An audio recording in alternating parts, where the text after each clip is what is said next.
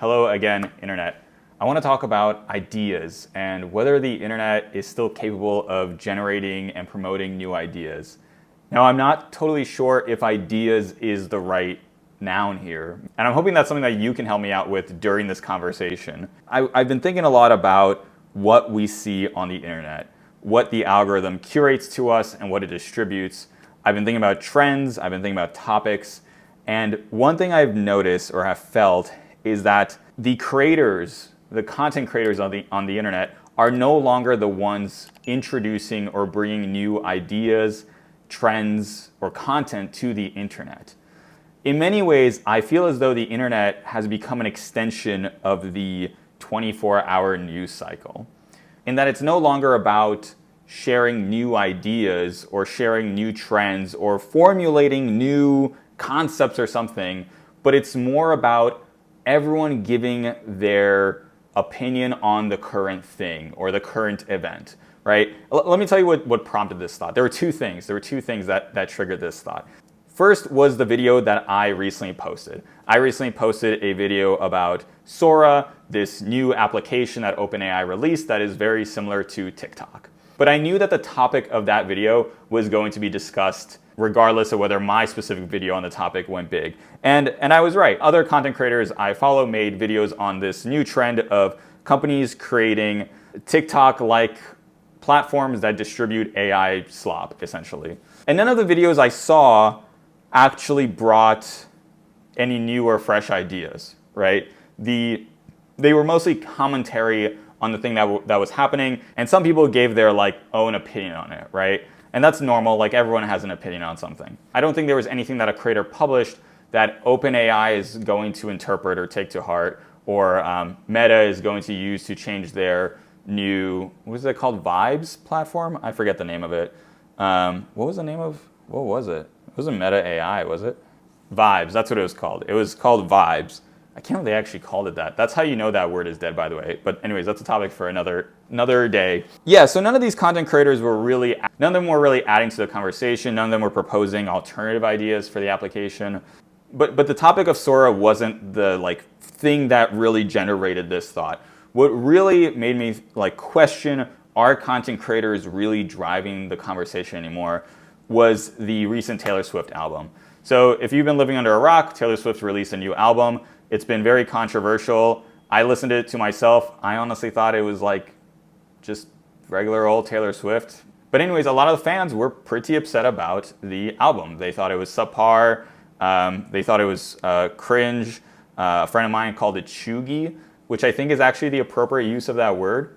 But what really surprised me was the number of high quality takes on the album that I saw on Substack. There was a lot of posts about the album on Substack. There were a lot of memes shared on Substack about the fact that there were a lot of articles about the Taylor Swift album on the platform. But I really took a step back and thought to myself, none of these articles are really bringing in anything new, right? They're not really introducing a new trend or a new talking point. They're all just creators sharing their opinion on a thing that happened offline, a thing that actually happened offline, Taylor Swift went out into the physical world, recorded an album, and put it out there, right? And everyone else kind of dogpiled on it, right, and shared their opinion on it. But it wasn't a creation of new thought. Dunking on a billionaire pop star is nothing new to the human race. It was just everyone kind of giving their opinion. And you may ask, well, Tim, what else would you do on the internet, right? Or what is the counter example of this, right?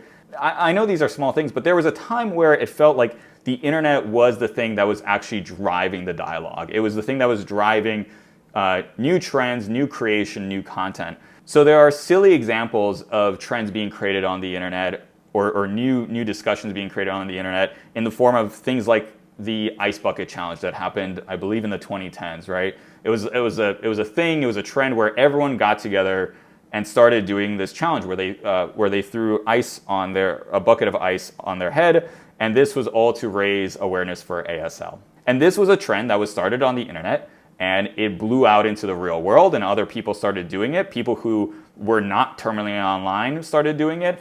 Celebrities started doing it, right? It was this whole thing that was driven by an idea on the internet.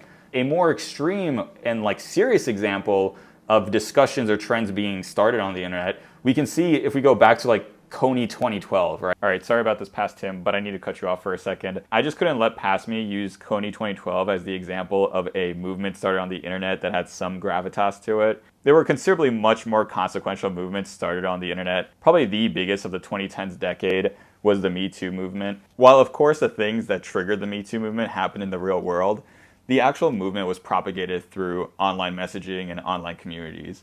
And it resulted in some of the biggest marches of movements across the United States, supporting women's rights, women's reproductive rights, protection and security in the workplace, and fighting against what was a history of abhorrent behavior towards women. And this all very much originated on the internet and was only further propagated and amplified on the internet. Anyways, I'll hand the mic back to past Tim. There was a nonprofit that released this video about a Ugandan dictator that was like trafficking children, and there was a lot.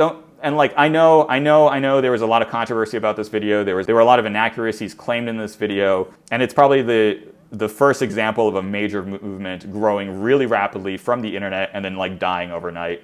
But it still was an idea, a talking point that was started on the internet, propagated on the internet, and then in some areas materialized in real life.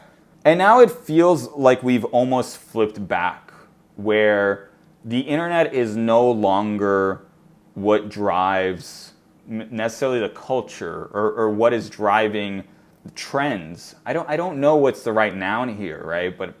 And again, if you have an idea of what it is I'm looking for, please leave it in the comments down below. But it seems like now the internet is more of an amplifier than it is a vehicle to spread new ideas. Instead of someone creating an original written work or a new video or something cool, and then it entering the real world or entering the mainstream, what happens is something happens in the real world and then gets amplified on the internet, right?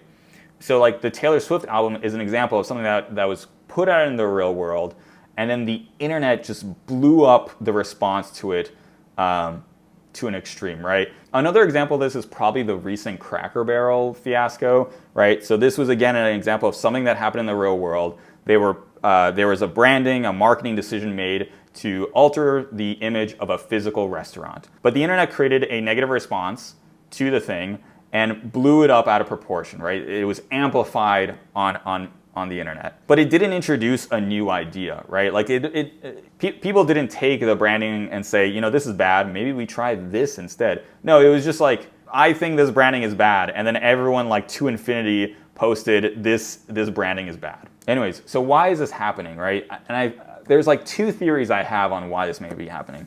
One comes down to the algorithms themselves, right? Curation algorithms have a incentive to distribute content that the most number of people will engage with, right? The most generalizable, like average dumb thing that everyone will participate in. And this usually like culminates in like national or international politics, right? Like something that is like not too niche towards your neighborhood, but not major enough that like it impacts like multiple countries. This also includes things like sports. Sports tend to appeal to a lot of people, right? And as a result, it's safe to distribute sports content.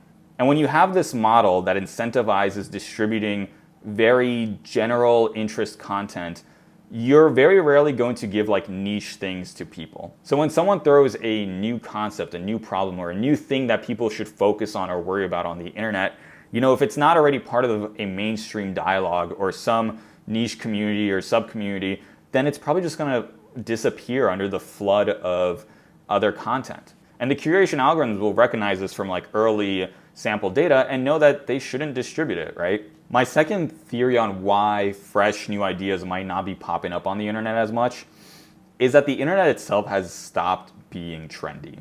And this is something that I have felt personally, and I know a lot of people out there have felt, is that people are just tired of online communities, of content creation platforms.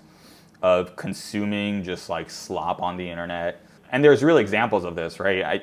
There's been recent data that showed that younger groups are starting to use internet and social media a lot less than older groups. And it might be the case that these younger individuals who tend to set trends to begin with are just losing interest with online communities and online platforms. And what this means is that a lot of the future trends that you'll see may not actually originate from the internet anymore. They may eventually be enveloped on the internet because the internet consumes, amplifies, and gives its opinion on it, but they won't originate on the internet. In many ways, the internet has become exceptionally boring. I feel as though there are certain platforms that if I go on them, I absolutely know what to expect. You could tell me that like half the posts on some social media platforms are generated by an AI with a fixed script, and I would believe you. Like you go on Twitter and it's gonna be a bunch of like far right disgusting nonsense, right? You go on LinkedIn, everyone who posts on LinkedIn has the exact same personality, has the same writing style.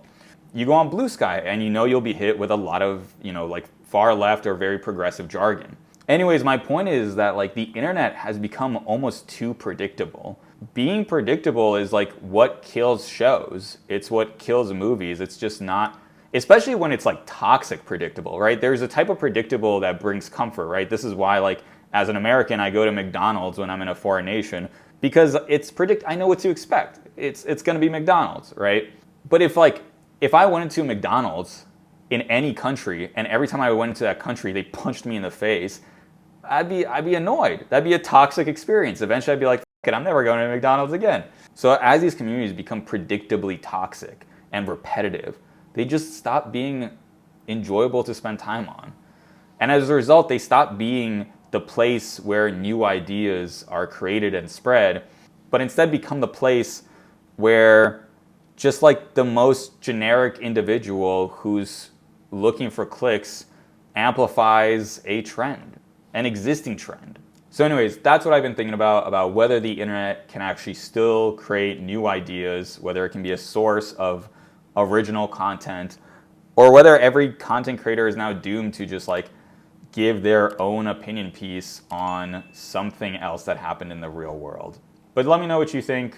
Tell me in the comments down below. And if you've enjoyed the video, remember to like, subscribe for future videos, and I'll see you guys next time. Bye.